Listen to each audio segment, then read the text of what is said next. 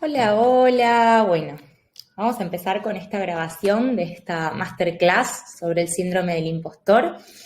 Y para comenzar, una de las cosas, ¿no?, que quisiera decirte y recordarte es que como vos te sentís o como te sentís vos, nos sentimos muchas. Y me parece importante, porque es importante darle espacio a este hilo que nos une, a la humanidad compartida, ¿no? De alguna forma, la idea de que la mente de una funciona como la mente de las demás. Y que el hecho de que no estemos permanentemente en alto diciendo, compartiendo lo incómodas que nos sentimos en muchas ocasiones o lo inadecuadas que podemos llegar a sentirnos en determinados contextos, esto no implica que no nos sintamos así. Entonces, más especialmente en este mundo de las redes sociales, que es muy frecuente que todo esté retocado, todo está preparado de alguna manera para la exposición, y a veces nos agarran estas sensaciones, ¿no?, que vemos, justamente tienen una larga preparación, ¿no?, de la persona, como ahora yo mismo que estoy dando esta masterclass. No solo armé una presentación con diapositivas, no solo trabajé sobre el tema, leí sobre el tema, preparé de alguna forma un mensaje que quiero comunicar, también estoy maquillada, estoy arreglada, ¿no? Y lo que sucede con eso es que de repente nos invade esta sensación de que en realidad mi vida no es tan así, de que en realidad yo no me levanto de esa manera a la mañana. En ocasiones quizás sentimos que no tendríamos que haber dicho algo que dijimos, o que incluso nos estamos colando en espacios que no nos pertenecen. Y creo que es importante que digamos esto en alto. Especialmente, de hecho, porque la investigación sugiere que como no hay un método mágico, una forma mágica de resolver, ¿no?, de dejar de sentir estas emociones, incluso la ciencia no tiene una propuesta específica y concreta para dejar de sentir estas emociones, porque eso es imposible, ya lo vamos a ver más adelante. Entonces, estas emociones y pensamientos que pueden ser realmente abrumadores, la manera más efectiva de lidiar con ellos, de lidiar con lo que en este sentido llamamos el síndrome del impostor, es hablar de él. Tan simple y tan difícil como eso.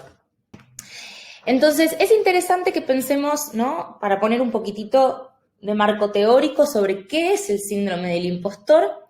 Y vamos a ver que el término fue acuñado, propuesto en 1978 por las psicólogas clínicas Pauline Clance y Susan Imes, y que ellas lo describieron, ¿no?, como un conjunto de creencias que nos hacen atribuir todos nuestros logros a factores externos, como podría ser la suerte, ¿no?, los astros que se unieron, el error de los otros, quizás una serie de coincidencias, el trabajo en equipo o la ayuda de una tercera persona.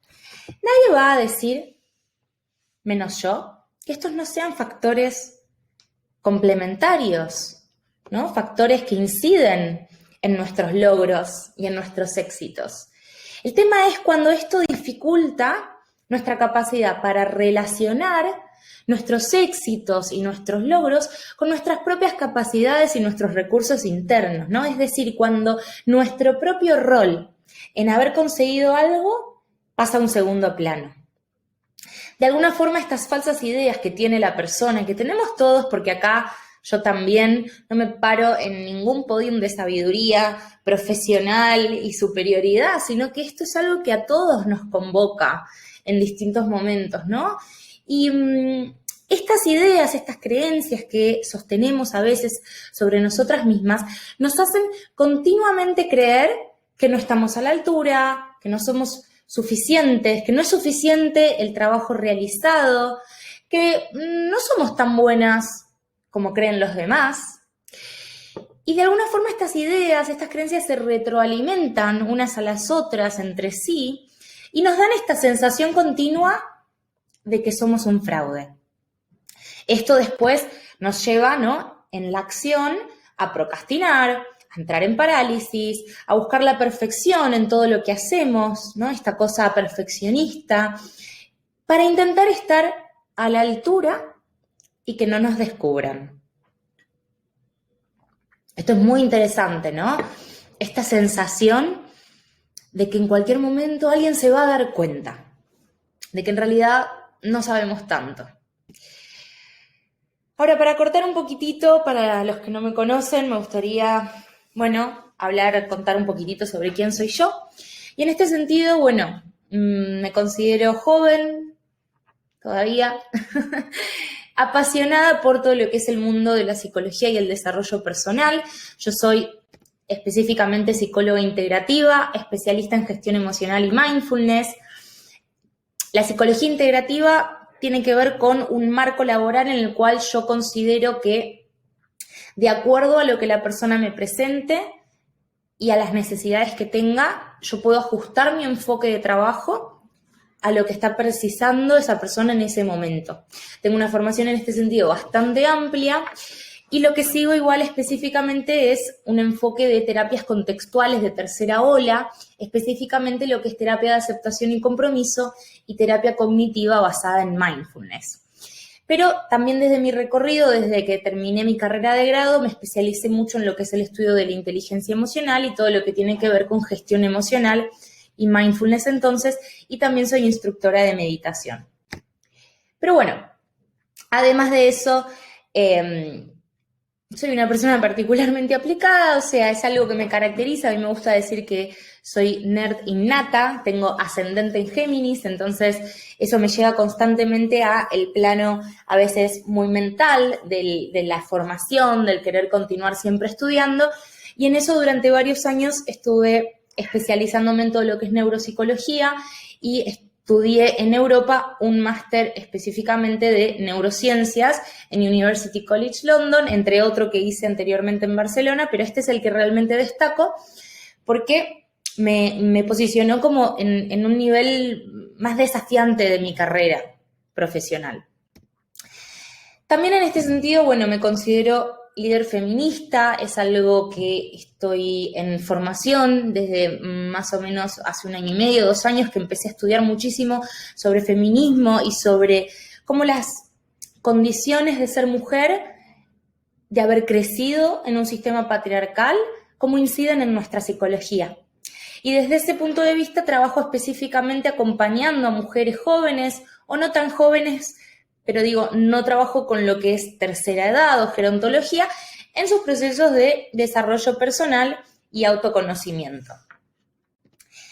Me gusta pensar así también que mi propósito es, en este sentido, trabajar con vos, seguramente que estás del otro lado, que te sentís identificada en este grupo de personas, a que puedas liberarte de las luchas internas, de los bucles mentales, ¿no? De estos conflictos, de la rumiación, que muchas veces no te permiten tener una buena salud emocional. Es decir, que puedas tener una buena salud emocional. En este sentido también trabajo mucho con lo que es psicología positiva, desde una mirada despatologizante, si se quiere, de lo que es la psicología, para llevarnos, ¿no? Para optimizar nuestras vidas en el sentido del disfrute, en el sentido de la productividad, en el sentido de tener relaciones sanas. Son metas, ¿no? En mi enfoque profesional es desde el lugar en el que quiero acompañarte. Ahora bien, vamos a pensar un poquitito cuáles son las posibles causas, ¿no? De este síndrome del impostor del que estamos hablando.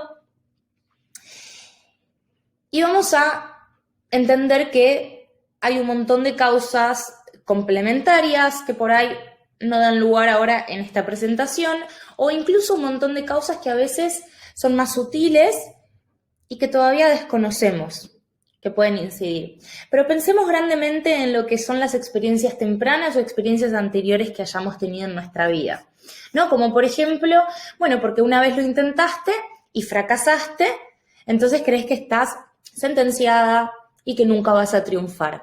También es interesante pensar en las experiencias que vienen de la niñez o de la adolescencia y que conscientemente o no las recordemos, están afectando a las adultas que somos hoy en día.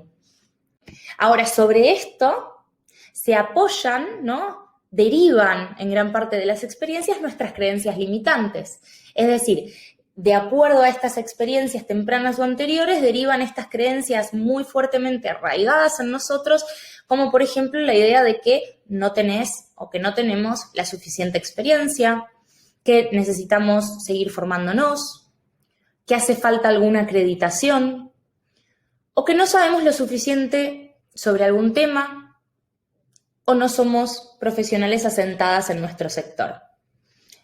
¿Quién de ahí del otro lado puede identificar alguna de estas creencias internalizadas, ¿no? Sobre todo esta idea de que hay que seguir formándonos, de que no sabemos lo suficiente, de que hay alguien que sabe más. Eso ahora vamos a ver un poquitito, pero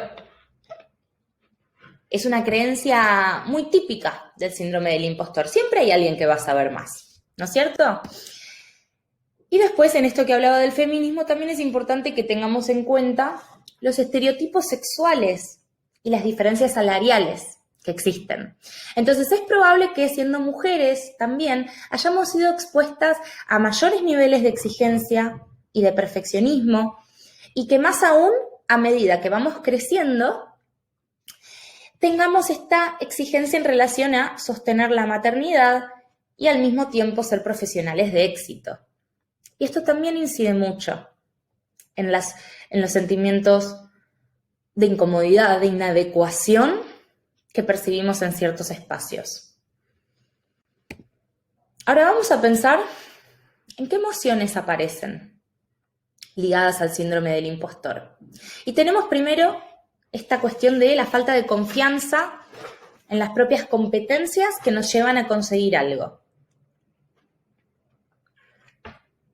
Esto que decía, ¿no? Sobre no tener en cuenta nuestro propio rol en haber conseguido algo, ¿no? Entonces nos genera desconfianza en nosotras mismas. Miedo a que otros descubran nuestro fraude, ¿no? Esta sensación de alguien se va a dar cuenta. Inseguridad en el ámbito académico, laboral, incluso en las relaciones sociales, que está muy ligada a las expectativas de fracaso ante situaciones similares, secuencias también, ¿no? Secuencias de trabajo a las que previamente superamos con éxito. Esto sucede muchísimo, ¿no? Como, ¿cuántas veces necesito dar un examen oral en la facultad? ¿Cuántas veces necesito dar una presentación, una exposición oral de trabajo o hacer un vivo en Instagram para sentirme cómoda haciéndolo? Para sentirme capaz. Por supuesto, con un pequeño nivel de incomodidad por la exposición pública. Pero ¿cuánto? ¿Cuánto me afecta eso? Y el tema de la inseguridad en el ámbito académico laboral, yo lo relaciono mucho con este otro punto, que era lo que pensaba que antes había dicho, ¿no? Pero la reducción de la motivación del logro, ¿no? Asociada a la inseguridad o la falta de confianza. En este sentido, a mí me gusta pensar en lo que es nuestro universo de posibilidades, ¿no? Nuestra capacidad de pensar en grande en nuestros sueños de lo que podemos llegar a lograr. Y ahí es donde está la reducción de la motivación. Es como una construcción de muros alrededor de lo que creemos que podemos conseguir. Y me gusta decir así, como desde la motivación o la esperanza, que uno de nuestros objetivos en la vida y como mujeres especialmente es dinamitar esos muros de nuestro universo de posibilidades. A todo esto, por supuesto, no vamos a dejar de nombrar lo que es la sintomatología, ¿no? Emocional displacentera que no terminamos de entender, ¿no? Como sin causa aparente, como, bueno, la ansiedad, la tristeza, ¿no? La desesperanza, que a veces frecuentemente aparece en muchas mujeres y en muchas de nosotras. Ahora, también me gustaría decirnos igual que el síndrome del impostor no está tan mal, ¿no? Creo que de vez en cuando sentirnos impostoras, de vez en cuando entender, ¿no? Sentir esta incomodidad, también es síntoma de que no estamos cayendo en uno de los sesgos cognitivos de la psicología social, proveniente de la psicología social que más gente conoce, que es el efecto Dunning-Kruger. Tal vez no lo conozcas por el nombre, pero alguna vez hayas escuchado hablar de esta idea por la cual muchos individuos que en verdad no son competentes tienden a sobreestimar sus habilidades, mientras que individuos altamente competentes tienden a subestimarlas. Es decir, que aquellos, y tomen nota, que aquellos que saben poco se creen que saben mucho y aquellos que saben mucho se creen que saben poco. Esto es muy interesante. De ahí que yo vengo a decirte hoy que creo que tener el síndrome del impostor, aunque sea un poquito de vez en cuando, enciende una lamparita que también es muy interesante. Muchas veces cuando una se siente impostora, es un buen recordatorio. Quería ver ahí qué diapositiva, cómo continuábamos, pero es un buen recordatorio de preguntarnos, bueno, ¿tengo la experiencia, la formación que necesito? Es decir, por supuesto, puede ser un camino de no retorno, ¿no? En el que nos podemos perder y entrar en una discusión constante con nuestra cabeza. Pero si lo hacemos de forma consciente, es una buena forma de comenzar. Es decir, por ejemplo, estoy hablando sobre cirugía estética. Ok, ¿estudié medicina? ¿Soy dermatóloga? ¿Cirujana? Ok, entonces puede ser que sea un buen camino. Ahora, estoy hablando sobre cirugía estética. ¿Estudié diseño? A lo mejor no es un buen camino. Se trata de que por lo menos intentemos hacer el check-in básico sobre si tenemos formación o no para hablar de lo que estamos hablando. Es decir, que una vez que nos demostramos que tenemos la formación o la experiencia relevante en el campo y aún así nos damos cuenta de nuestras incomodidades, de nuestra inadecuación, entonces ahí sí podemos tomar conciencia de que es ese síndrome del impostor el que muchas veces lo sienten más las personas que tienen más formación que aquellas que no la tienen. Y entender de ahí que igual entonces no es tan mal síntoma de todo. Finalmente entonces recordarnos que la única manera que hay para enfrentarnos a este síndrome del impostor o para salir de esas sensaciones es hablar de ellas. Compartirlo y tomar distancia, porque en muchas ocasiones pensamos que aquello que nos dice la mente tiene un poder sobre nosotras más grande que el que en verdad tiene.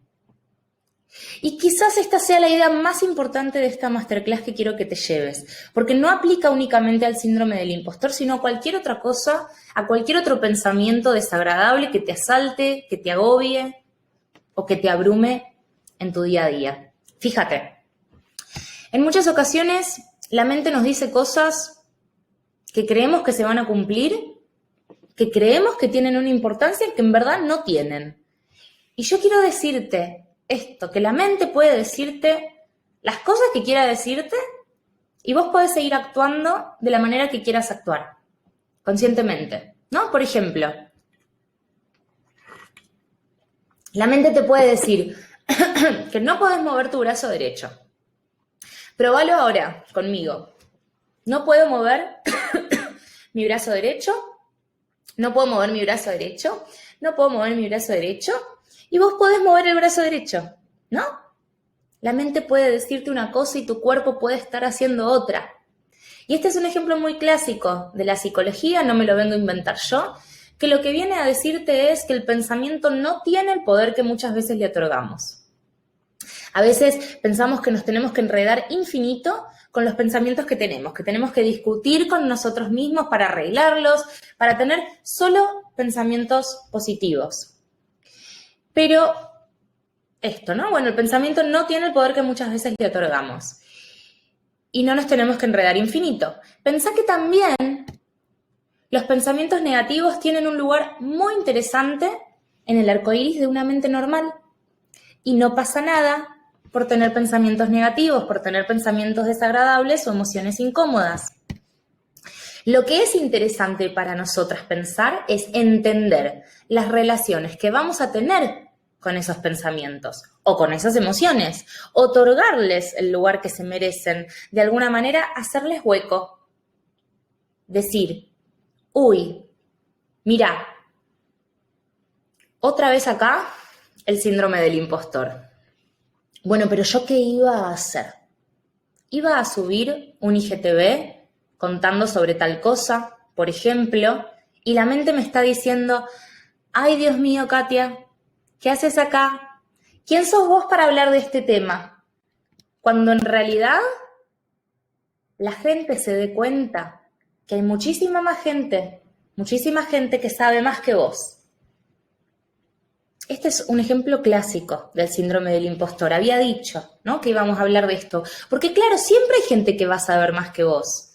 Y la mente siempre gana en ese pensamiento. Entonces, tu mente te está diciendo esto y vos querés subir el IGTV, querés hacer un vivo en Instagram hablando sobre X cosa.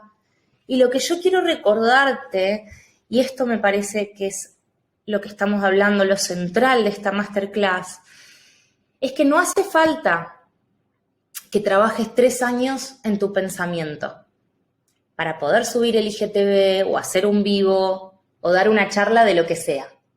Que podés hacerlo igual, haciendo espacio también a ese pensamiento, a esas emociones desagradables que estás percibiendo y luego decirle a tus compañeras, a tus amigos, familiares, me encantó dar esa charla, estuvo buenísimo, me encantó subir ese video, pero por favor, Dios mío, este pensamiento que no se me va. Y vas a descubrir que mucha gente a tu alrededor también tiene ese pensamiento y que la manera de que ese pensamiento vaya perdiendo volumen es justamente ir haciéndole cada vez más espacio, más lugar, que en lugar de intentar eliminarlo de tu mente y forzarte a pensar en positivo, eso no va a funcionar.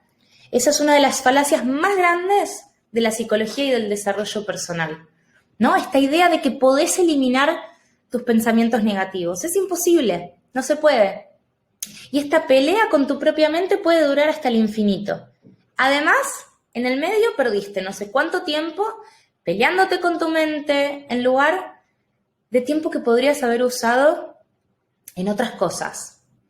Quizá más productivas, pero también más placenteras o más ociosas. Entonces, quiero que cerremos esta masterclass con un espacio para reflexionar juntas y hacer un pequeño ejercicio que vas a hacer vos sola y que después podés compartirme. Me encantaría que me compartas y recibir un mail, un mensaje. Muchas tienen mi celular, tienen mi mail. Si no, por Instagram también me pueden encontrar o por mi web para contactarme, porque quiero que nos tomemos 5 minutos por lo menos para escribir en una hoja, que te quede guardado este ejercicio. Y quiero que escribas 3 acciones concretas que te gustaría hacer para desafiarte en tu negocio, en tu carrera, en tu trabajo. Cada una que lo haga desde sus propios parámetros, pensando que sean acciones mínimas, quizás, nada demasiado grande, algo que puedas hacer en los próximos días, en las próximas semanas, y que no te lleve meses prepararlo, o que dependa de otros. Algo que dependa de vos y que sea para vos. Puede ser compartir algo en Instagram, armar un video o un audio sobre tal tema. Puede ser ir a tener una conversación con tu jefe o con un compañero de trabajo sobre X cosa, sobre un proyecto. Puede ser preparar un final en la facultad que sentías que no estabas lista. O incluso podés llevarlo al campo de tus relaciones, de tus vínculos sexoafectivos, tener una conversación con tu pareja que no te animes, con tu padre, con tu madre, con un hijo, ¿por qué no? Y quiero que escribas esta lista de 3 acciones junto a otras 3 creencias, que pienses también 2 o 3 creencias limitantes que identifiques que te dice tu mente para no hacerlas. Y con esto me voy a despedir, con esta tarea que te dejo por delante, este ejercicio. Y con esto cerramos la masterclass entonces. Espero que la hayas disfrutado, podés volver a verla, es muy interesante, hay mucho contenido y está bueno volver a escucharlo, quizás antes de hacer justamente los ejercicios. Y me encantaría recibir noticias tuyas de que te gustó la masterclass, de que te fue útil, que te vayas con esta sensación, es lo más importante, de que aprendiste algo nuevo, de que te sirvió y de que estás creciendo. Te mando un fuerte abrazo, un beso y lo que necesites, estoy al otro lado. Un cariño.